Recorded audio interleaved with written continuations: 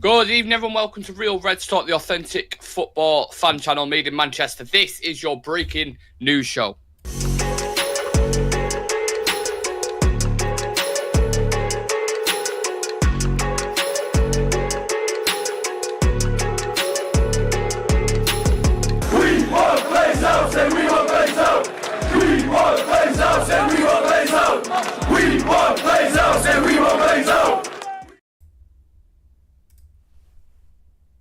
Hello to everyone, the wonderful members, people in the chat, the community. Welcome to the show. Lots to discuss today. Hojlund, here we go, potentially soon. Maybe whilst we're live, maybe tonight, maybe at some point in the morning. But that deal's getting closer and closer, even closer than a toenail now somehow. I don't know. But yeah, David Beckham has been talking to David Ornstein. There's an article about that. He's talking about the Glazers.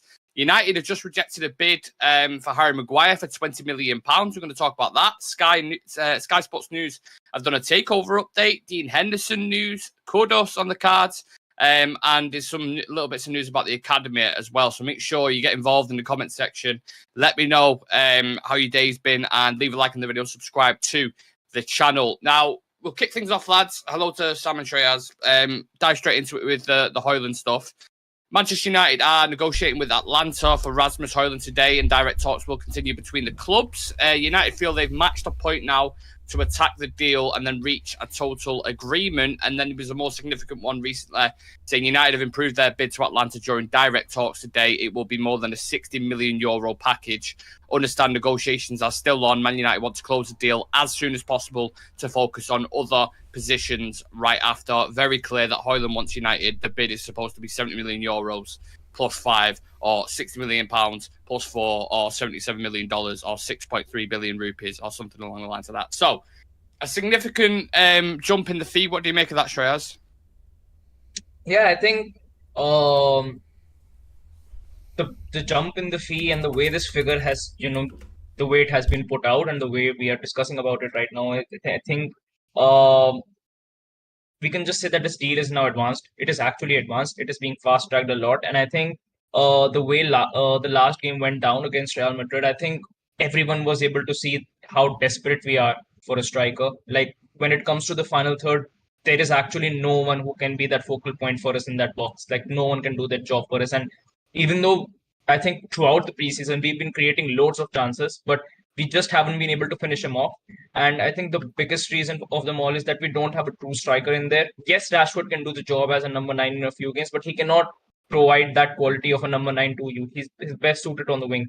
So I think once again, Atlanta have always been, quoting a price of about 80 million or 85 million, starting with originally they wanted 100 million for Højlund. But I think the way this deal is progressing now, probably it will be done around that 70 plus 5 or 65 plus 5 million mark. I think PSG's bid was much lower than us, and it actually helped us in actually getting a much bigger boost in comparison to them for Højlund. So I think it is only a matter of days or probably even hours that we can actually just sort this deal out with Højlund. Yeah. In terms of the price tag, it's a lot more than I thought we'd end up paying for him. How much does that make this more of a risk the more you start, around them kind of figures, €70 million? It's a lot, isn't it? It is a lot of money, but like when you think about it in the grand scheme of things with the market, the way the market is at the minute, like you've seen prices being quoted around for Declan Rice at 105 million. Is he worth that? Probably not. Casido, fantastic player. Chelsea have had a bid rejected for 80 million. Yeah. Does that seem right? Yeah, great player. Is he worth 100 plus? I don't think so. Great player, but not worth 100 million. So I think the pricing's just got out of hand. And the people who pay the money is what dictates the market, not necessarily what the player is valued at. Because if you take a look at what players are valued at, for example, like if you look at Højlund, he's probably valued at 30 to 40 million, around about that range, I'd say. I'd maybe even a bit less. But because people are willing to pay the prices they're willing to pay for other players, other teams think they can push their price up, and especially when it comes to Manchester United, they're just going to put tax on top of that as well. You can see, I know we'll get into it later, but you can see teams like West Ham, they charged Arsenal through the arse for Declan Rice, and now they're trying to get away with paying cheap prices for other players. It's like, you can't have it both ways, mate. You can't charge through the arse for a player who's overrated and then expect to get a decent valuation. because you've just fucked the market for yourself. 100%. So that's the way the market is. Like Saudi Arabia with the insane offer to Kylian Mbappe. Like if that goes through, like what does that do to the market? If knock-on effect. Yeah. I think it all comes down back to, is it the Neymar signing? That's what did it. That's initially what bumped it up. Yeah, all these transfers. And then prices just went absolute insane. Like so if you look back, like people were kicking off. I know inflation and stuff like that plays a part, but if you go back in time to when United paid 30 million for Rio Ferdinand, everyone was going, "Oh, that's far too much." English player from Leeds, why are they paying that amount of money? Went on to be one of the best centre backs of all time, not only for England but for Manchester United as well. In today's terms, that'd be a fucking bargain. 30 million, like 30 million for one of the best centre backs on the planet. Like you're taking a mick. So that's just the way it is. Like you have to pay that. If we would have paid 100 million, I'd be furious. I'd be fucking furious if we would have paid like towards that. But 60 million euros. Is it an overpay? Yes. But if he works out and he ends up being a top striker, then it's worth the risk, innit? I just think paying ridiculous money for unproven players is insane. But if he's got talent, and 60 million is probably the limit of where I want to go with it. Anything above that, I'd probably be a bit angry with United. I was thinking the fee in itself is the exact same amount of money that we pay for Casemiro. £60 million in it. Plus add-ons. Strikers as well, though, are at a premium. Name me a striker in a minute who could come into United and hit 20 plus goals. That's the issue, isn't it? That isn't going to cost you 100+ million. That's an Ag wants as well. Like Osimhen's going to be 100+. Kane's going to be 100+. You ain't getting Haaland. You ain't getting Lautaro Martinez from Inter. You ain't getting any of these players. So you got to take the next step down. So then you're looking at Mohammed Kudus, you're looking at Kolo Muani, you're looking at Rasmus Højlund, you're looking at, and then the next step down would be like a Taremi. So that's where you're playing in. So that's the money you got to pay, sadly. Yeah. In regards to the timing on this, do we think here we go tonight, tomorrow, or what do you lads reckon? I'd say over the weekend. I think tomorrow. It seems like it's getting closer and closer. But then, I mean, how many times have we heard that with fucking United signings? So I don't want to get too much. I think for a change in this window, at least I would say that, whenever we have heard that the deal is advanced, that the deal is, nearing completion, then we've heard here we go or something concrete coming out within the next couple of days. So that's why I'm just a little optimistic because of two things. One, in this window, we haven't let deals actually stagnate for quite some time. We have done it pretty quick, as quickly as we have been able to. And secondly, we don't really have a striker at the club right now. We're genuinely desperate for a striker. So I think these two reasons, I think it will be done tomorrow or the day after.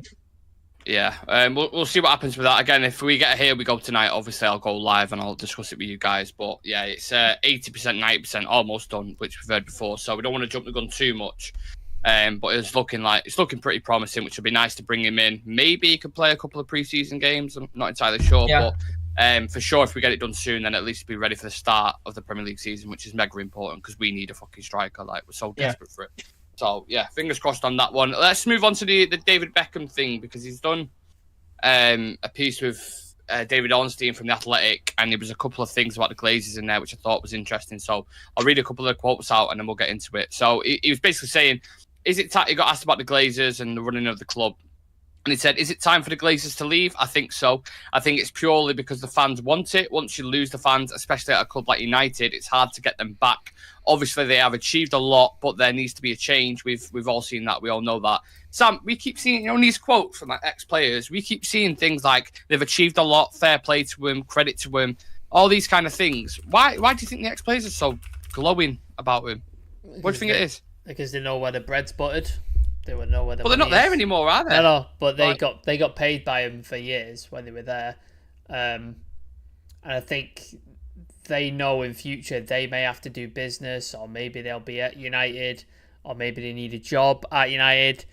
And if the Glazers are still there, they might have to keep that relationship open. So I think that's why a lot of players are quite praiseworthy for the Glazers. Like, there's not many players who actively come out and say, the Glazers are parasites and they should get. I think Cantona's the only one, isn't he?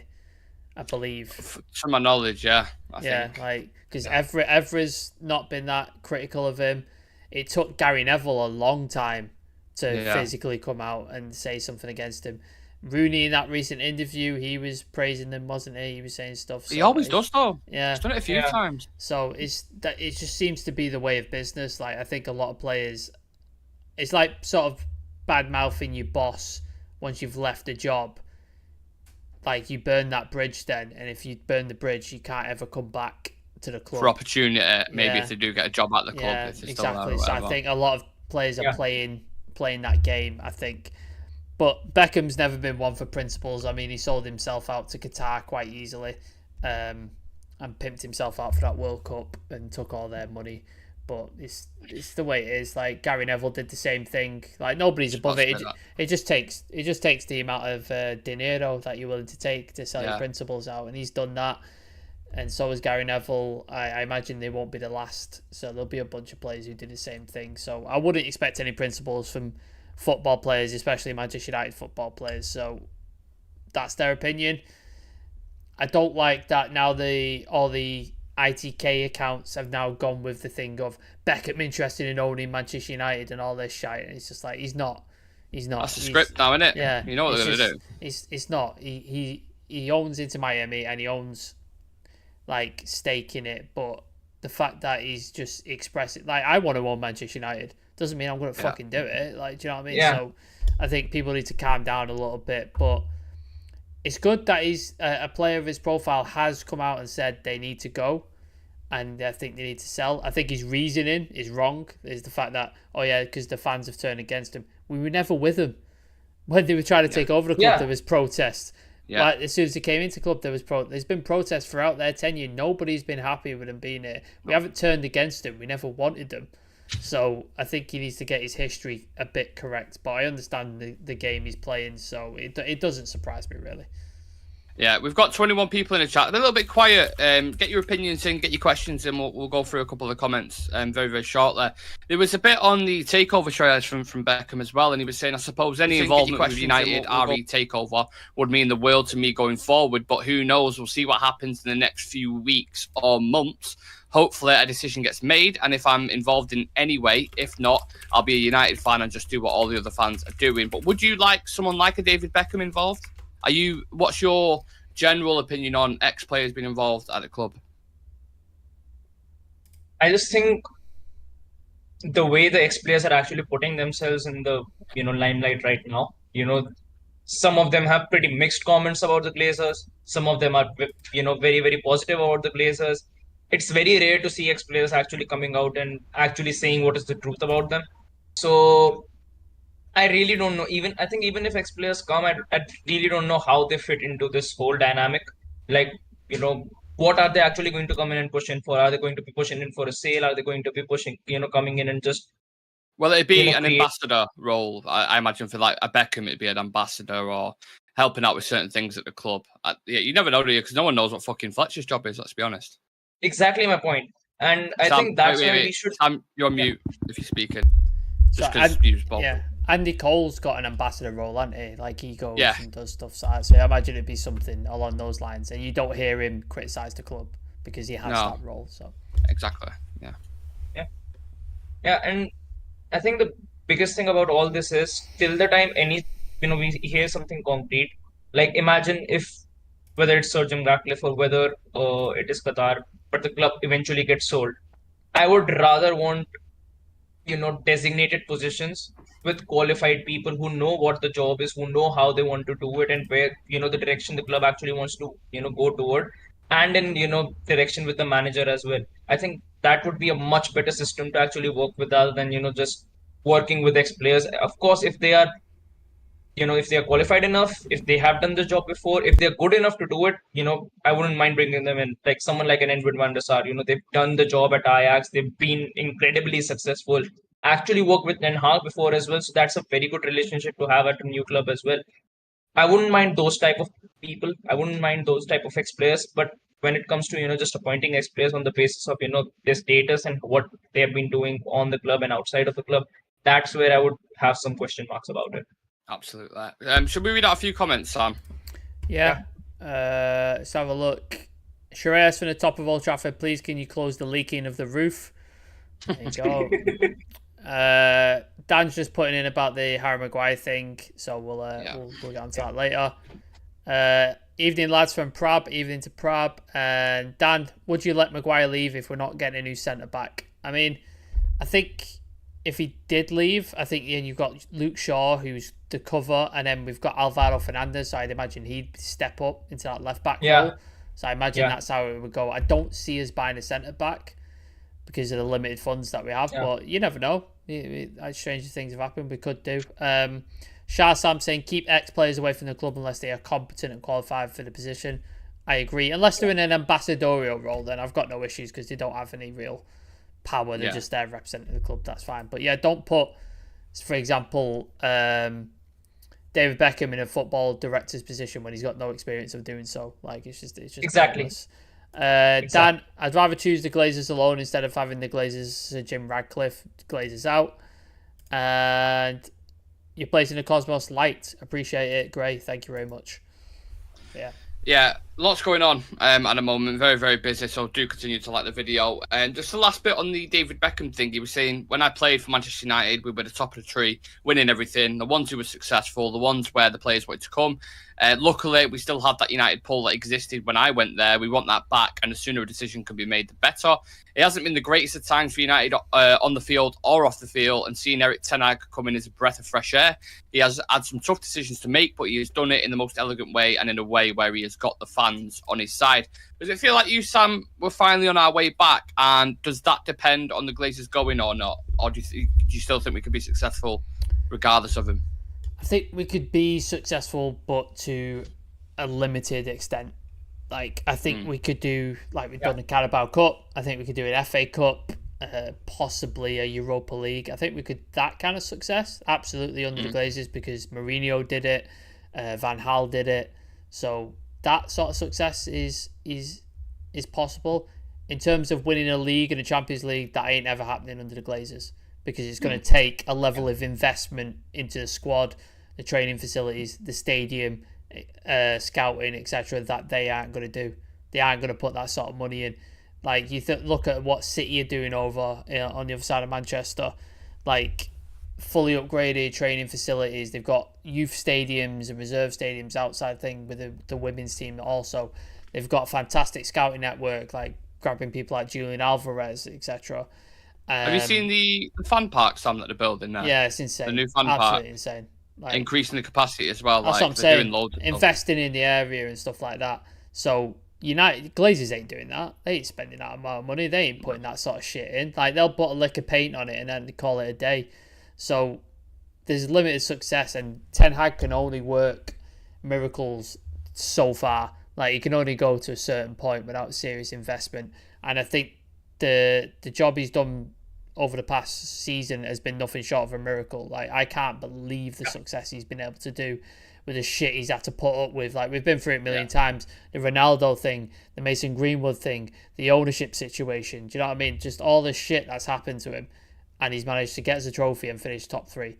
Like, that's nothing short of miracles. But you can only sustain that for so long before it starts to take a hit and it starts to take a dive. Yeah. We've seen the Glazers multiple times. Once we get into a certain level, they then pull back the spend. Did it to Mourinho. Mourinho finished second in the Europa League. Second. And then they went, and he was like, I need a centre-back, I need this, and they just didn't give him shit. Did the same to Ollie. Ollie finished top 4, got into a final, semi-finals, wanted certain players, didn't deliver it to him. So we've seen him do it multiple times. It seems so far, he's getting backed to a point, but he's not getting his number one targets, is he? Yeah, he's like Kane, for example. He's not getting Harry Kane. Yeah. Højlund is taking a while, and he's supposed to be a backup. Amrabat, I don't believe would be Ten Hag's first choice. I think excellent player, excellent option, but I don't think that would be his first choice. I think there's other people. Obviously, Frankie de Jong was the other one, but I think there's other options that he would prefer. I just think they're out of our reach. So, yeah, I think it's difficult to maintain high level success. He can win trophies, absolutely. He can finish decent position in the league, but we ain't winning the Premier League and we ain't winning the Champions League under the Glazers. It's not happening. Would you echo them thoughts, Shreyas? And just very quickly for Marshall Aibo saying what's going on with Hojlund. If you scroll back a little bit, we just spoke about Hojlund at the start of the video, but basically it's very, very close. Within the next 24 hours, potentially something could happen, so keep an eye out for that. But yeah, would you echo Sam's thoughts there, Shreyas?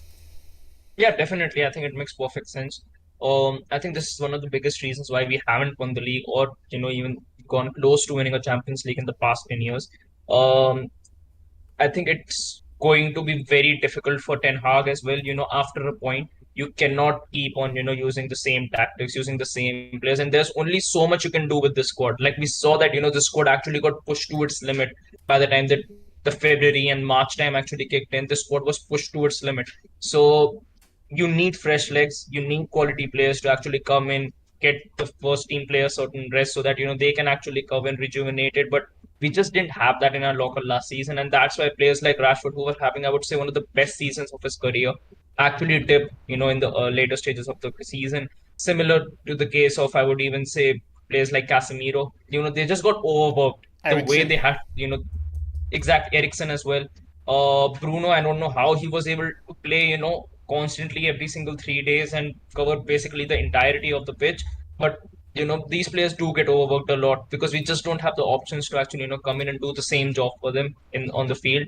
And if you, like Sam mentioned, if you see our rivals in Manchester City, if they don't have Kevin De Bruyne, they have a player like Bernardo Silva to come in and do that role for them. They've got Jack Grealish. If he isn't there, then they've got Phil Foden to come in and do a job, who's probably even better than Jack Grealish if you actually see him as a complete player. So I don't think that if we actually want to compete with these sort of teams, you need to have that quality to actually match up with them. And the fact that Ten Hag was actually able to pull off a victory against pretty much every single one of those teams last season is a big thing.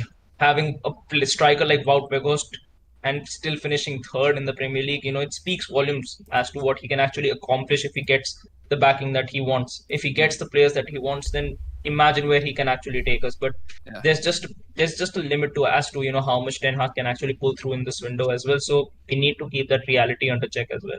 Well, yeah, Fergie managed to do it. He pulled miracles, but that had been like a dynasty where he'd been growing and rebuilding teams for years. So this is a brand new manager.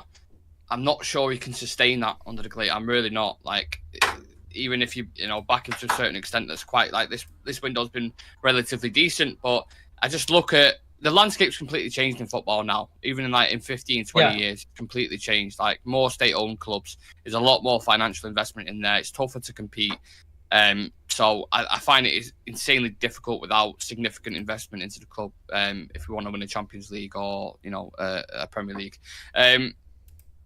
I don't know how to segue to Harry Maguire, no idea, but I want to discuss this ridiculous bid because this literally just happened as we was going live and a lot of people asking about it.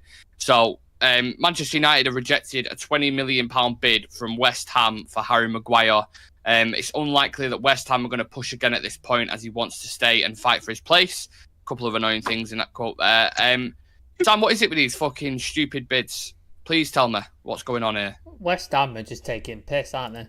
Unbelievable. Literally taking a piss. Like, you've got 100 million in your pocket and you think you can come in and pay 20 million for Harry Maguire. Like, you can fuck off. No. Like, literally fuck off. Like, I think they did the same bid for James Ward-Prowse at Southampton. Yeah. A champion, like, good, decent player. I'm not, like, mocking James Ward-Prowse. I think he's an alright player. But it's a championship player for Southampton. Like, and you're bidding 20 million for him and you think he's worth the same value as Harry Maguire? Like, exactly. Come on, lads. Come on, get it together. Like, let's... Like, look, Harry Maguire did not play well for United. Like, he didn't. Like, he had one good season, and then after that, the system exposed him. The way we want to play just made him look a lot worse than he actually is. In a system like West Ham, he would fit in very well, be one of their better players, would look excellent, be able to sit on the back line, head the ball, get rid, and do what he does best, which is what he did for Leicester, which is what he does for England. He'd look very decent in a West Ham team. So for them to come in with 20 million shows they know United are not going to we're not going to use him, and he's not going to be our first choice, and that they're banking on him wanting to play first team football rather than fight for his place, which is what he's saying. Whether I believe that or not, I don't know, but that is what it is. I think the wages are the biggest issue that they're going to have to stumble with. Like, I think if they offered the right price, United would be like, absolutely. If you said 30 to 40 million, I think United would be like, absolutely, talk to him. Yeah. But because he's on such an insane wage, it's just a non-starter then, because West Ham, what is he on, 200 or something?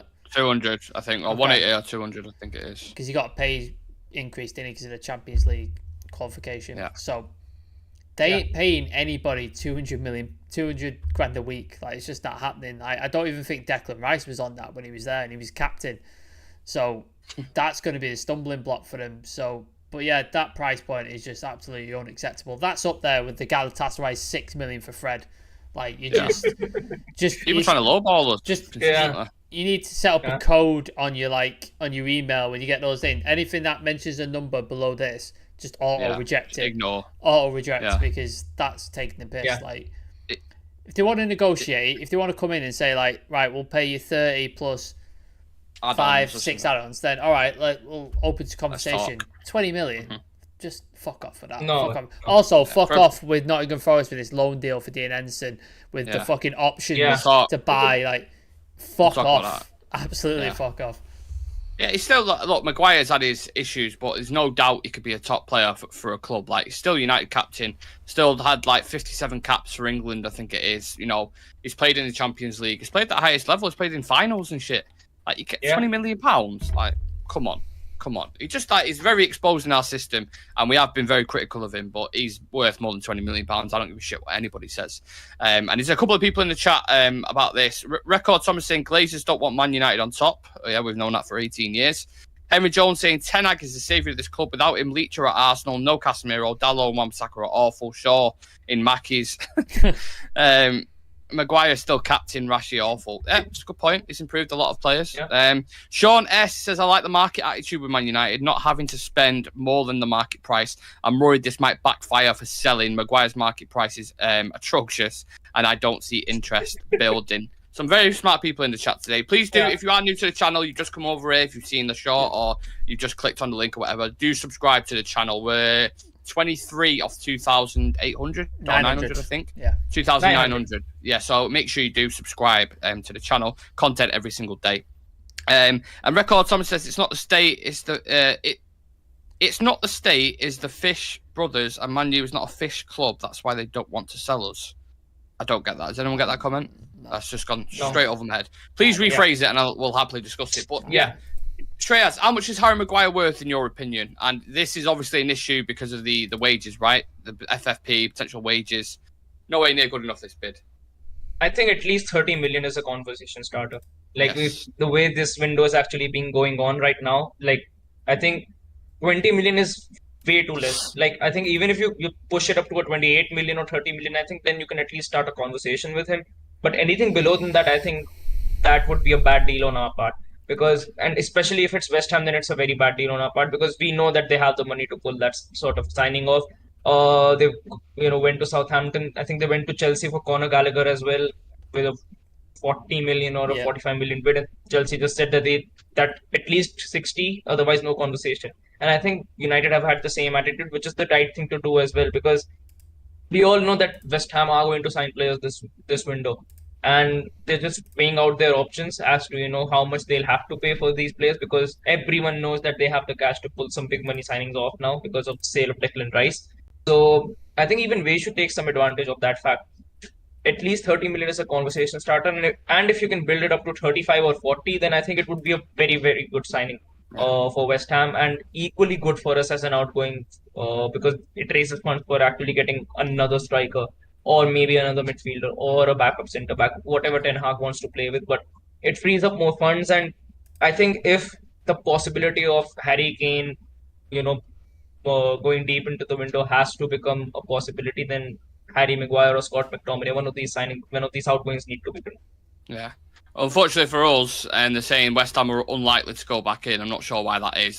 They're acting like they've got absolutely no cash whatsoever, and they're like, they're not going to accept 20, then we're just going to leave it. And you're like, mate, we know you've got money. There's a big bag of cash behind you. Like, fuck off. What are these ridiculous offers, man? And it's a shame because he wants to stay and fight for his place. But look, we're living in reality world here, Barry. You're not going to get into that starting 11. It's as simple as that. You're not. Yeah. The biggest question is which position is he actually fighting for? The bench position. What position is he actually fighting for? You see him out training with Ricardo Carvalho, and it's like, yeah, it's nice, you know, maybe he can learn a thing or two. He can step up his game slightly.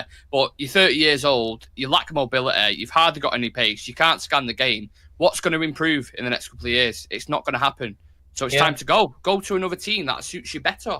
You might have to take a bit of a financial cut, but, you know, if you've got something about you, then go for it. I think you at least get first-team football in regular game time. I think it's going to take him getting cut from England before he wakes up. Like, I think the penny drops. Yeah, because at the minute he still thinks, no, I can get back into... What the fuck was that? There's noises always outside this house. Fucking car beeping, mate. Yeah. At least it's not the motorcycle. Has he been past yet? No. Oh, he'll be here. Don't worry about that. He'll go past. Yeah. But yeah, I think if Southgate dropped him, I think that might be the thing where he goes, all right, this is serious now. Maybe I am an average player. Because you can't continue to pick Maguire if he's fifth choice centre-back at Manchester United and he's had the captaincy stripped from him. Like, you just can't. Like, there's going to be, like, you've got people like Levi Colwill coming through, etc. like that, and they'd be playing. I imagine if Brighton get a hold of him again, whether that's on loan or because I know they want to buy him as well, he's going to be playing week in, week out, and he's going to be performing, and you just like, he's performing at top level, and he won't be getting opportunities because Harry Maguire is going to be in the team, who's not playing. Like, it's just not going to happen. So I think if Southgate dropped him, I think he might then go, right, I need to get some first team football here, and then he might think about moving because he's just not going to get into this team. Like, he isn't. I think that might happen in January because I know we've got a bunch of international friendlies in the middle of the season, which I fucking hate, by the way. I hate middle of the season. Like, it's bad enough in the summer, but like in the middle of the season, it's fucking irritates me. Like, irritates the life out of me.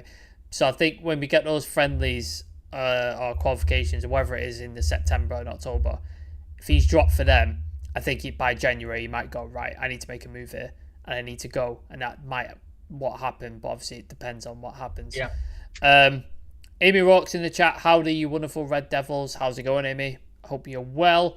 Henry, if a 91 rated Kylian Mbappe is worth 300 million euros, a rated card is worth 3.3, so 81 rated Maguire is worth 267 million euros. Don't sell him for less than 200 million euros. Fucking hell. Wow. Imagine. Please look into Harry Maguire. If Saudi comes in and goes, here's 200 million for Maguire. Fucking hell.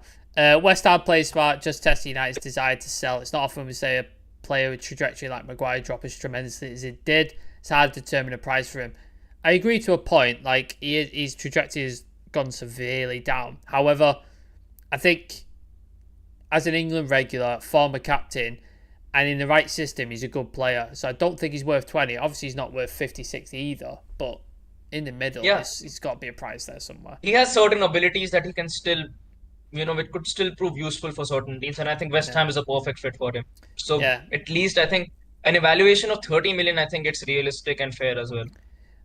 Amy saying, I have assigned De Gea cap for the man with the glasses. I believe that's you, Shreyas. Yes. Oh, wow. Happy days. Sean is... Go on. Sean is saying, because there's a solid price point for him, got a test with a low bid, see if they buy. Yeah, possibly. Definitely. Record Thomas has come back with another one. I don't want to read the first bit because I think it might be slightly offensive, but it looks like they want to throw, if they have the devil, why are they taking so long? Again, don't know. I have no idea. I appreciate I'm sure there's passion and commitment behind the comment. Thank you for the chat. But I have no idea what you're trying to say. Anyway, let's move on to the takeover update. Imminent, another one that's kind of popped out of nowhere. This is coming from Sky Cavi. I wish I had my shades right now because I'd get the Cavi out, but he's not here at the minute. He's at Sky Sports, and he's saying that there are expected to be developments on the potential sale of Manchester United after the team return from their pre-season tour. A question to both of you is, why specifically when we're back from tour? What's your opinion just on that bit? making it up as they go along is fucking bollocks. Do you remember though? Each time something happens, they were like, "Oh, they're going to announce it after the FA Cup." FA Cup final. Yeah, after the FA final. Yeah. Didn't happen, did it? Oh, they're going to announce the Champions League final. Yeah, the Champions League. Oh, no, it's going to happen. They're going to announce it for end of the transfer window. Oh, now it's going to be able to come back. You know what I mean? They're just picking arbitrary deadlines. It's like, oh, this is when it makes sense to happen. They're just guessing. Yeah. They're fucking guessing. They know nothing. Yeah. Nobody knows anything. Nobody knows anything. Like, if the only people who know something are the Glazers, and that's it. Nobody knows anything. Like, Sheikh Jassim doesn't know. Sir Jim Radcliffe even the bidders don't know anything. Exactly. No, they don't know fuck all. So, like, these people are guessing. It's complete bollocks. Nothing's going to happen once they come back from, like, pre-season. Nothing will happen. It'll happen when it happens, when the Glazers decide it happens. That's it. Here's a question for you, Sam. Is it more likely, we've seen stuff coming out about aliens recently, is it more likely for that to be true than the Glazers to be announced something after the pre-season tour's over? I think it's more likely that the Glazers dwell on a decision. Like, the Glazers are unable to make a decision if it... I think they're... Who was the guy who owned us who died? Is it Malcolm? Is that his name? Malcolm Glazer. Yeah. I think he didn't die from, like, whatever he died from. I think he just died from indecision. Like, he just fucking just couldn't decide shit, and then he just ended up dying. But I think it's just ridiculous. Well, that's passed down to the rest of them, innit? Like, I think there was numerous articles about them saying they are notoriously slow decision makers. But why? Like, I understand. Like, okay, they are, but why? They're slow, but there's, like, not making a decision ever. Like, they're just not going on for it. Like, we'll be up to nothing else left. No, there's nothing. Like, there's your bid. There's your bids. Pick one or stay. Or at least just say we're not happy with the bid. Yeah. So Qatar know and Jim Ratcliffe know. Yeah. Just say that, so then at least the fans know. Wow, my voice is breaking. That's how fucking passionate I am about it. At least the fans know. Then they're like, right. The reason why it's stalling is because Qatar haven't given them the money yet. There's still a little bit to go. Either Qatar pull out and they stay, which obviously we don't want, but then at least it's a conclusion to this shit, and we can, do whatever, go about it after it. Do you know what, as well? Somebody put it out. I think it might have been, is it Dwight York or someone else? Some former player, anyway. They were saying, oh, I understand with the Glazers, blah, blah, blah. I just think they should, like, say something to the fans. I was like, mate, have you been around the club for that long? When have they ever spoke to the fans? Never. They've never spoken to us. Like, no. I don't know why you'd expect them to speak to us now. They've never spoken to us, man. Like, it's baffling the amount of shit that people who are asked for opinions and comment don't know about this club.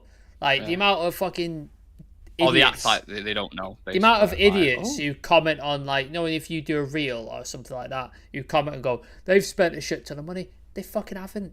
They've spent nothing. We've spent our money that the club makes. They haven't put a fucking penny into this club. So stop saying we've spent a shit ton of money. Just the United have spent money. For rivals to say, innit? That's all. United have spent money. Glazers ain't spent shit. Have we spent it well? No, absolutely not. We've fucked it up the wall and completely done it wrongly. However, they've spent nothing. They bought this club with nothing. They're going to leave it with a massive thing if and when they leave.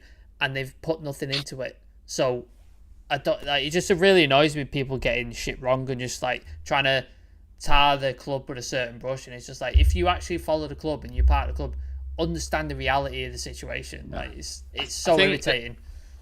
The communication's the key issue for me. There's been no communication whatsoever over the years. Like, they really just have not give a shit about the fans or spoke to them about anything. At least leave with a little bit of class if you are going to sell the club and deal with it properly. No, they don't. It's true. But Avram himself, Shreyas, has been seen at a couple of cup finals. I think he was at the women's final. Do you think that's an indication at all? Is it a play? Is it just, kind of show face and say like, oh, maybe I will stay?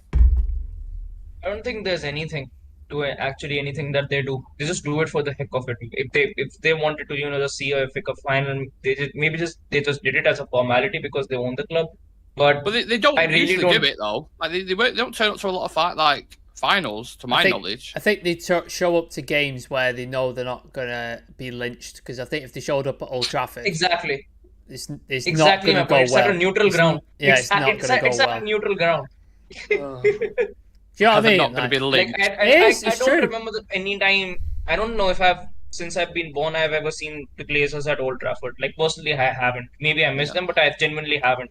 And there's only been a couple of occasions I have seen them, and it's never been at Old Trafford. No, it's been And when there it's is like a big space of exactly, like fucking exactly, Do you exactly. know what? Do you know what as well? Like we've got they were Laurie Whitwell, friend of the channel, actually. He doorstepped in, didn't he, at the thingy game and asked him, and he was like, "Oh, I'm just here to enjoy the game." And he's going to these preseason friendlies and stuff. I guarantee you now, the preseason friendly against Lens at Old Trafford, he won't be there. I guarantee it, he won't be there. 100%. So like that just says it all, because he knows United fans, if they see him, he's in serious shit, because he's not well liked. He's not fucking. Oh, if he gets collared, mate. He's in a protected space over there, but the moment he steps foot in Manchester, that's when that protective bubble of him actually bursts. Yeah. Let's see if Sky Cav is right for the 5th time. A clock. What's the saying? A clock's right. Broken clock's right twice a day. Yeah, it's like these ITK accounts. Like I saw one of them today, and I had a go at him. He was saying Sheikh Jassim wants to get Beckham involved as director of football. And I just sort of typed back and went, according to you, about 8 weeks ago, the deal was done and it was signed, and Sheikh Jassim was new owner. But now he wants to highlight Beckham. Make your mind up, lad. Every single one of these ITK accounts, they wait for a significant update from someone, like the Rio thing a couple of weeks ago, and then you see after it, to be announced in the next 24 hours. It's just guesswork. It's all it is. It's like, well, if he's definitely got a good source, so if I say this will be right on this, and it's just like it's annoying, because there's actually a lot of no offense, but gullible people online who will believe that shit. Yeah. Like even in that guy who we always reference, the guy who's like, just had an email from Qatar, like. There's still people in his comments saying, like, I hope you're right this time. I hope you're right this time. Like, mine is blown by it, or the whole situation. But I digress. Word is. Shah Sam saying it's just BS saying the group selling the club are on tour with the club. Yeah, it's bollocks. Agabar Andrew, don't see him deciding anytime soon. Nope. Jalim, I like Beckham, he can stay. Good evening, everyone. Good evening to you, mate. State-of-the-art training facility. United should have the very best training facility, youth, women and men's team. Absolutely we should, but we don't. 100%. Mars, hi Englishman. Hi to you. Where are you from? Hello. Hello, man. Yes. Your opinions on Dwight York slagging Onana, saying United have made a mistake to sign him? Oh, I did see that. Yeah, I did see that comment saying they want to be careful what they wish for. I think that's a very 90s football opinion. I think because back in their day, it wasn't all talk about, distribution, commanding your box. It was as long as you're good at your job and you save and blah, blah, blah. And it's like, Dwight, mate. As long as you don't concede, you're good. Yeah, the game's moved on now. Do you know what I mean? The landscape's completely changed from when you was playing. So I respect you, but don't respect that opinion, pal. Also, does he expect, is he looked at City, does he expect them to carry on with Joe Hart and win, the treble? It's not going to happen, is it? You have to advance. You have to change with the times. We don't have two strikers anymore. Dwight York thrived in a two-striker system with Andy Cole and absolutely won everything for it. Nobody plays with a two-striker system anymore. Don't exist. It's just not a thing anymore. See, times change. They move on. I saw things saying as well, De Gea would have saved them two things against Real Madrid. And I was just thinking, did you watch the West Ham game when Ben Rama? I saw that video of that Ben Rama shot when it goes in. I was just like, the first one from Jude Bellingham. He's offside anyway, so that's irrelevant. The second one, Brandon Williams loses his man, and the guy does an overhead kick from 6 yards out. What do you want him to do? I know. On his back post as well. Yeah. Not even the front, on his back post. What do you want him to do? It's just his defenders have let him down, not done their job, and not marked the man, and he's got a free fucking volley into the back of net from 6 yards out. The point is, even when De Gea was at the club, they just took out the worst things out of him.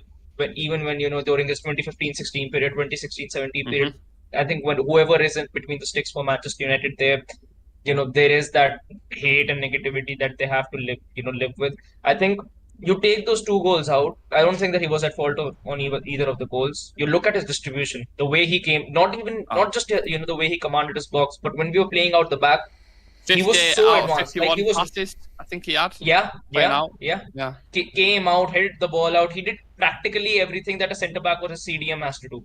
Yeah. And I think a lot of people are just ignoring the fact that De Gea never came out of his box. He never came out of his box. So I think overall, from what I've seen in that Real Madrid game, I was very impressed by Onana. I think it was a solid debut for a new keeper for bringing a whole new dynamic in. And I'm just imagining when the season starts, we get a striker in as well. The team is in a particular set shape. Onana is going to be a big factor for us into winning games and actually building up attacks and the creativity aspect as well. It will all flow through Onana. 100%. We're going to stick with the topics of goalkeepers. We'll talk about Dean Henderson in a minute, but please do like the video and subscribe if you're new. There's a lot of new people coming in and out of the chat, so we appreciate it if you could push us up to 2,900 subs. I'm not sure how many on at the minute, but yeah, if you could do that, we'd appreciate it. I will check now. Yeah. Right, we'll talk about Dean Henderson then, because it was a perfect segue, goalkeepers, etc. So Nottingham Forest remain in talks. This is coming from Laurie Whitwell, The Athletic. He's saying Nottingham Forest remain in talks with Manchester United over a deal for Dean Henderson. Forest want the obligation to buy to be after he's played around 30 games, but United are keen for it to be 2 to 5 matches. I mean, that's a big gap, to be honest with you. From, I have no idea what's going on there, but there's clearly worries there, isn't there, Sam, about fitness, issues with injuries. Would you accept this proposal? No. Sell him. Why not? Because why are we dicking about with loans, man? He went on loan last season. You either want the player or you don't. Pick one. You can't be dicking about if it's. We saw what happened with the likes of Tellez and the likes of Eric Bailly. It does United no good. It does us no good to send players out on loan, especially when we have to pay most of their wages. If they were to loan him with an obligation to buy, where they have to buy him at the end. Well, that's what it is. Forest want to loan, but they're saying he has to play a certain amount of games for them. That's what they're trying to. Because he was injured last season, wasn't it? I think that's why they're. So I'm not with that. I'm not with that. If they loan him and then they have to buy him no matter what at the end of next season. Cool. Yeah. Down with that. That's fine. But if they're saying, oh no, he has to play 20, 30 games or whatever, they could just do you remember with Griezmann, Barcelona at Atletico? I was just about to say that. They kept taking him off for 70 minutes so they didn't have to pay Barca. Imagine he gets 29 games and they've got Chris Wood in, they're just in training, just drop one on him, put him out for a just he's on the bench for the last 10 games of the season, so they don't have to, do you know what I mean? If they have to pay 30 million, then why wouldn't they even fucking consider? That's not even a conspiracy, that's happened before we played it. So. Atletico had done it already, so I just think, look, either get money for him or set up the loaners, they have to buy him at the end. That's the two options I'm happy with. Other than that, no, I'm not doing it. Yeah, this is one we really need to move on in it, Shreyas, for other deals to kind of fall through. Yeah, I think this is one of the deals, before the transfer window started, we were even discussing that what are the kind of deals, what are the sort of players that you think will 100% be leaving this club? And Dean Henderson was, the first person on that list. I think a loan doesn't really make sense. It must be an obligation to buy. The moment he touches the field at Nottingham, they have to buy him at that moment itself. I don't see any benefit of him actually, being just loaned out and then he has to come back to United next season, because I don't think that in the foreseeable future he will be the number one for United. And for the wages that he's being put, he's not going to be a backup goalkeeper for us. It's better to actually, let him go. I think Nottingham Forest, if they want him, I wouldn't loan him. I just sell him or, work something else out. But I think a loan move, I don't think that it works in favor for either of the parties. I don't think it benefits Dean Henderson. I don't think it benefits United either. And if we loan him out, I don't really see how we are going to be generating more funds actually from. And also, let's not pretend that Forest are short for cash. Last summer, they was one of the biggest spenders, I think. I mean, correct me if I'm wrong. 17 or 18 signings they pulled off. Yeah, maybe. They signed a lot of fucking players, so they're not short for cash. Another one where he's piss off, mate, offering stupid stuff. Move on to the last couple of topics before we end the show. Mohammed Kudus, there's been a little bits of news about him. He's always been in the list for Manchester United. This is something that's well known. And I think Marcel van der Kraan, I think he's a journalist or ex-player or something from Netherlands, very well connected when it comes to Ajax and Dutch sports, etc. And he was saying as soon as Erik ten Hag knocks on the door, Mohammed Kudus will go to Manchester United. He's basically told Ajax that he wants to leave. He doesn't want to stay for another season, but he's kind of their most valuable player. Again, I don't know if any of you have watched him much, but would this be when we was talking about that kind of extra bit of zest towards the end of the window? Would you bring him in as an extra Shreyas? I'll go to you first because I know you like. I think I'm very, very impressed by Kudus. Like Yeah. I saw a lot of him during the World Cup. After that, I saw him a lot for Ajax as well. Ajax did not perform well last season, but if you actually looked into their team, Kudus was one of the players who was actually exceptional in that team. One of the good things about Kudus is, once again, like Mason Mount, he can play as a number 10. He can actually play off the right as well, and he functions primarily as a false nine as well. Like coming through Ajax and different teams, he's functioned as a false nine as well. We've seen Ten Hag trying to work that false nine formation with Jadon Sancho being a false nine. Maybe if he brings Kudus in, we can work that thing as well out. Yeah. It actually adds more versatility. It adds an option. And, I think uh, in the last game that we saw once again, we've seen that I think Christian Eriksen is reaching his limit now. Like he's genuinely is reaching his limit now. And having an extra option in Mohammed Kudus, I think it would benefit us a lot because I think if you pick out Bruno Fernandes out of the team and then you bring on Christian Eriksen, or when you pick out Bruno Fernandes of the team and then you bring on Mohamed Kudus, I think Kudus as a whole right now, because of the age and because of the fitness as well and the health as well, I think he's a better player than Christian Eriksen. And if you bring him into the club, he adds versatility. He's also a very creative player, adds that creation into that midfield. In the odd game, if Anthony isn't available, we are short of wingers, or Rashford needs to be put into the nine. You can put Kudus out on the wing as well and put Mason Mount into the 10. You can work out a lot of possibilities with Kudus. And once again, he's not going to be costing you a fortune. Like Ajax are in a position where they have to sell him. The player doesn't want to stay there. They had to let go of Tadic because of the same reason as well, that the player actually does not believe in the project of the club. That he doesn't see the club making any big strides this season. So I think Kudus will leave. He wanted to leave last season as well. I think it was Everton who was very, very much near to actually signing him for 25 million. I think the figure would be about the same. So if you can get Kudus in this window as well, going further into the window, you generate some cash. I think it will be a good deal. I think you have to feel for Ajax in some sort of sense, don't you? You take the best manager, you take the best defender, you take one of the most talented wingers, and then they're like, right, time to reset, time to rebuild this team. And then it's like, right, who's their best player currently at the minute? Kudus. And they're like, yeah, Man United, Eric Ten Hag will come in and they will take him again. Yeah. And he said, okay. Damn you, Mike. Yeah. Hello. Yeah. It's the unfortunate situation Ajax have been in for the most of their tenure, though, isn't it? Like every year or every couple of years, they develop this crop of really talented players, and it just gets pillaged and taken apart by the top teams. Like we saw it a couple of years ago when they reached that Champions League semi-final. It's like Frankie de Jong, Donny van de Beek, not Pulisic, who was the other guy, Hakim Ziyech, all those sort of guys. They all got pulled apart and sort of taken from Ajax. So it's unfortunate when you've got a team who develops talent really, really well, or can identify raw talent and bring them in for cheap and then sell them for profit. That's kind of where you end up. Brighton in a very similar position, identifying really, really good raw talent, developing them and selling for a big price. Like we've seen it with Casido at the minute, who's like being touted at 100 million. Cucurella went for 70. Like they probably want about 100 for Evan Ferguson if we went in for them. I can't imagine what Mitoma's would cost at the minute. So I imagine Encino will cost a shit ton of money. So they do it all the time. So that's just what Ajax do. That's who they are. Like it'd be great if they could keep hold of certain players and then win a Champions League, for example. Yeah. That'd be fantastic. But it's not how they're run. It's not who they are. So I'm sure it's frustrating for Ajax fans and for players and for managers, but I think they know who they are and what they do best. I think you've got a very similar stance in Germany as well with certain teams. Like Dortmund are well known for developing young talent and doing that.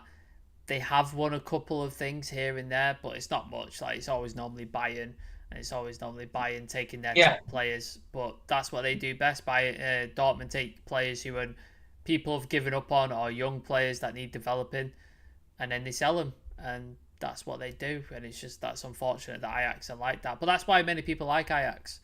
A lot of people I don't know many teams unless they're like a PSV fan or something. Nobody hates Ajax, do they? Everybody likes Ajax. No. Everybody likes Brighton. No. Everybody likes Dortmund. Everybody hates Bayern Munich though because of what they are. So Yeah. It's a weird place to be in, and I feel for them, I do, but it's just that's who they are, unfortunately. Conveyor belt clubs, they're called. Porto, Benfica, Ajax, Atalanta, ironically. Yeah, it's weird. Speaking about conveyor belts, the last topic we're going to discuss is the academy. There was something that was put out on the MEN that I thought was interesting. So Erik ten Hag has told all age group academy sides to mirror the first team, and steps are being put in place now for that to happen, which requires training sessions to be altered and playing styles adapted. Doesn't seem like a massive update, but it's significant. Like, ten Hag's been more than a coach here, and he's looking at the whole landscape of things, which I like. Like, it's not just transfers. And when Mourinho was here, it's like bring in the best players, and then it'll be like, it won't be sustainable because he'll just bring in players that are 28, 29, Matic, Sanchez, etc. So are you a fan of this, Ray? I've seen this, and what changes are you noticing in regards to the youth academy and players? I think it's good to actually see for a change that a manager is actually being that involved when it comes to the youth academy and the youth teams. I actually understand as to why he wants to, these changes to be made, why he wants certain tactics and the certain way that we play to be mirrored in the youth teams as well, because then it opens up the opportunities for these young players to actually have a shot at making a career at United. Like if you see young players, they can be talented. They can have the talent, they can have all the hard work, but they've just been trained in a certain way for so long that it makes it difficult for them to actually adapt to it when it comes to the bigger stage, because first it is their first ever, you're representing one of the biggest clubs in the world at the biggest stage of them all. That adds a lot of pressure onto you, and then you're being asked to play in a role which might be slightly different to what you've been playing with the youth teams for the past 6 to 7 years. So it makes it difficult for these players to actually adapt to it. I think the moment you add that sort of similar tactics, similar dynamism in the youth teams as well, when they have to come in into these teams, it takes a little bit of pressure off them because they're a bit familiar with their role as to what job they have to perform on the field. It makes it easier for the manager to actually handpick these players as well. That this player, he is very well versed in this position. He can perform here, he can perform there, and this is what the team requires at the moment. I think he sees that in Kobe Menu. That is why he is trying to integrate him pretty much into the team. And we've seen some very, very good glimpses of Kobe Minu as to, he can actually become a big focal figure in that midfield in the future years to come. But I think the moment we actually implement it into these youth teams, I would say, quality as well as quantity of the players that might be, getting the promotion to the first team, it will increase. And even if they don't make it at our club, probably we can sell them for bigger fees and actually generate more profits, get better young players in, develop them, see if they fit into it. It just changes the ideology and the way we actually work with our youth players. Because he has been quite cutthroat, isn't he, Sam, with some of the youngsters. We've seen some of who have gone who maybe under previous managers would have stayed just to see how they do develop, but he's certainly got an eye for talent. Absolutely. I'm just going to read a couple of comments because there's quite a do. few. Henry saying, is there an interactive tonight? I'm afraid not. There was a lot of news, so we just had to get through it. But we'll do a little bit of a Q&A just before we finish, if that helps. So if people want to put questions in before we leave, get them in now and I'll get to them afterwards. I'm afraid there'll be Kevin Duff. I'm afraid there'll be criticism whenever Andre makes an error, so I hope when we score a quick counter-attack due to an early pass, he'll get a lot of praise. Not why he's a United player, mate. I'm afraid he'll just get criticised. That's just nature of it, unfortunately. Agaba Andrew, with Suzuki deal collapsing, I think he might stay as second goalkeeper in reference to Henderson. I don't think it collapsed. I think he just wanted to be at the Olympics. I think that was why he's chosen to stay. But I think if we kept Mateo Kovar and Tom Heaton, I think I'd be alright with that. I'm alright with that. I like Kovar. Yeah. Henry Jones, did he still have Navas Forest? No, he was on loan, so he's gone back. Aaron Gregory, Sam and Nick swap places throw me off. Yeah, I know, Aaron. I realised once I started the stream, we're in the wrong place, and Nick should have been over here. Nick should have been over to the left. I apologize, but once we started the stream, I didn't want to start moving things. But apologies. Anonymous Mango, evening lads. Any updates on the Højlund Amrabat? If you scroll right to the beginning of the video, we talk about Højlund there. There's not been much on Amrabat that I've seen recently, but if you scroll right to the beginning of the video, you can check out the Højlund updates. Prav, nobody hates the underdog. Yeah, exactly, mate. And Jarley, Ten Hag has got a 10-year plan. I hope so. I hope he's here for that long. I really do. He's been ruthless, which is not just in the first team, as we saw with Ronaldo and certain players leaving, the captaincy stripping of Harry Maguire, etc. Like, he's done that for the first team, but with the youth team, the same. He's like, if you're not going to play under me, or you're not going to go out on loan and develop and then come back into the team, then why are you here? Like, you shouldn't be here. So Charlie Savage, who everybody really liked and thought had something, gone. Zidane Iqbal, who I thought definitely had something, looked really good in pre-season, gone.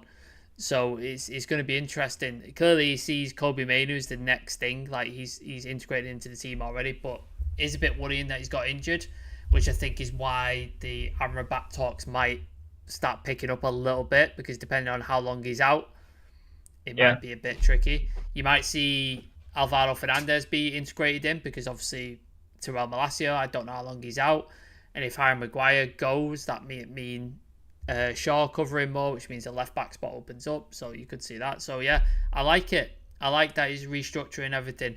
And I think that's the way Germany do it, not only for their national squad, but I believe Bayern Munich do it.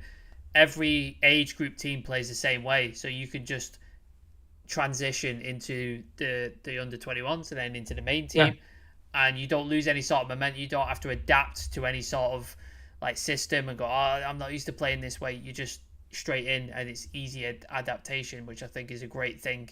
And I think if you can develop players that way, you get better quality out of them, and then you can weed out the ones who are not going to work in your system. And I think it works a bit sort of quicker. Prabhav saying, any update on Kobe? I think Ten Hag said it's not serious. Yeah, I've not seen any timeline or any sort of like what it is. I saw him leave on crutches with a boot on, so it didn't look good, but I've not seen it. It's a weird one with protective boots, because Eriksen had one on and then he was out for 4 months. But then Ahmad had one on and then he was training the next day. Yeah. So Garnacho had one on and he came back in 4 weeks. Exactly. So it's hard to, but I do think it'll be a couple of weeks, a good few weeks on main from what I've seen and what I've read. It's annoying, isn't it? Because he was doing so well, and he was it's Madrid as well. He was playing so well, and then just it's disappointing. But hopefully he's not out too long and he gets an opportunity, because I would love to see Ahmad the same as well, because that was annoying that he got injured, because I think that ruined his momentum. But Shreyas, I was saying the other day on stream, Palestri looked fucking good, man. Yeah, good boy. Yeah, I really loved his dribble against Kamavinga as well. Completely, bamboozled him. Into the gulag, didn't he? Yeah, and he looked really, really good. Like when he came on, played from the left. Looked very comfortable playing off from the left as well. Started some really good attacks. Once again, with these young wingers, one of the biggest things that they offer you is space. And with Garnacho and Pelistri, the best part about them is that they offer you a lot of technical ability on the ball as well, which once again I think we were able to see. From what I've heard and I've read up until now, I think he'll be leaving out on loan, and a couple of German and Portuguese clubs are interested, which I think would be a perfect fit for a young player actually moving abroad. I think these are the two best countries to actually go to if you want to develop your game. And I think whether if he stays or whether he leaves, I think he'll be getting game time. If he does stay, I think he'll be getting game time, because just like Kobe Mainoo, just like Ahmad, Ten Hag really, really likes the player. And that's why he's been getting a contract extension as well. Yeah. Shah Sam saying, if I'm Maguire, I'm not in a hurry to leave, even if I will lose my place in England. England won't win anyway. I don't think it's about England not winning stuff. I just think Maguire, the peak of his career is playing for England. That's what, that's the top of his career. Yeah. Like, he enjoys playing for England. Certain players do. That's just who they are. So I think if he gets dropped, that would definitely dent his ego. Scoreboard saying, is he in the squad for Monday, Kobe Mainoo? I've no idea. I don't think so. Not that I've seen. No.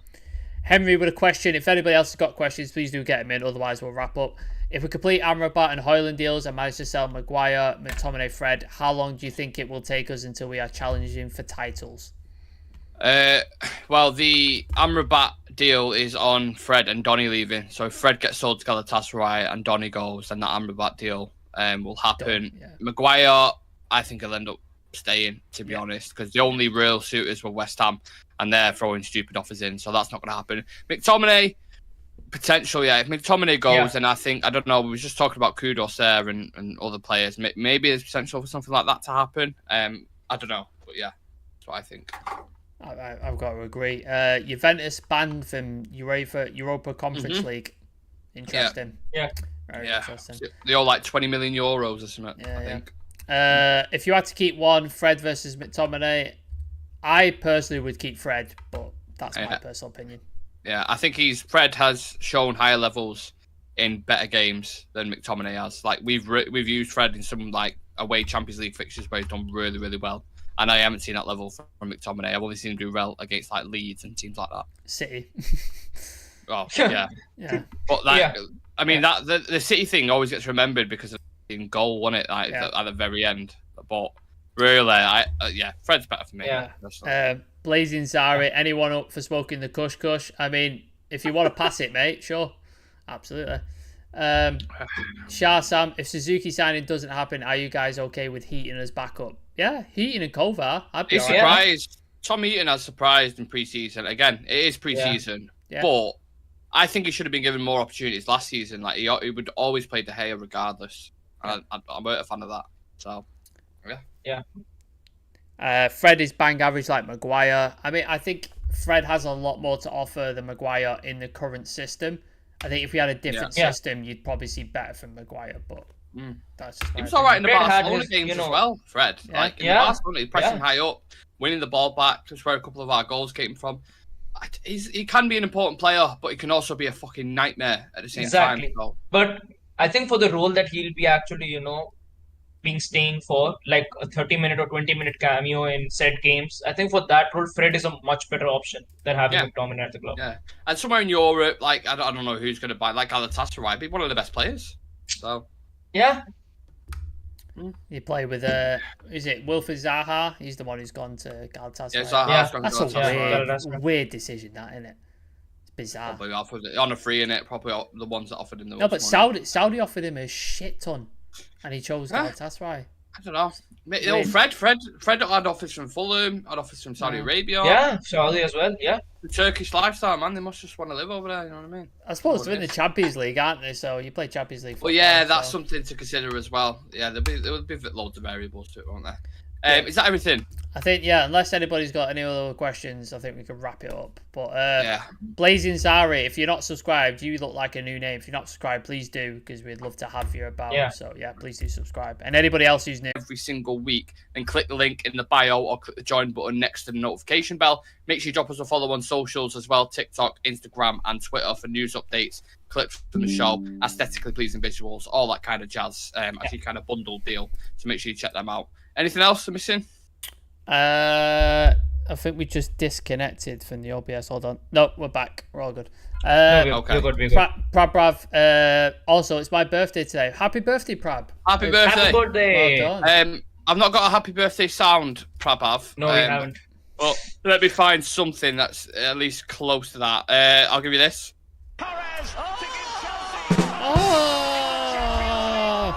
There you go. We hadn't heard this for a while, so this is Prav. And then I can't give you the other one, but I'll do that. Yet. Get used to that Onana. Every time he keeps a clean sheet, we are playing that. Yes, absolutely. Every time. Yeah. Yeah. Are we good? We're all good. Let's wrap it up. Awesome. Right, get your capybaras in the chat. You know the script. It's about to go down. Yeah. Right, let me pull it up. Let me get the capybara going. There we go. Yeah. And also, we're gonna new people on the stream are gonna be like, capybaras, what the fuck are they talking about? You'll see. It's a tradition that it's becoming a tradition. Yeah. Anyway, so honest to God, I can't wait until we make a capybara merch. I know. Wait. I'm gonna love it. I'm gonna absolutely love it. And there's remixes of this tune, by the way, which we're gonna put onto the soundboard. There's about 3 or 4 remixes, which I'm so excited about. Yeah. We'll have a fucking full album of capybara tracks. It's gonna be mint. I can't wait. Right, are we good? Yeah, let's go. Wow, let's go. 3, 2, 1. In a bit. Love yous all. Have a lovely weekend. Capybara. Capybara. Capybara. Capybara. Capybara. Capybara. Capybara. Capybara. Capybara. Capybara. Peace out.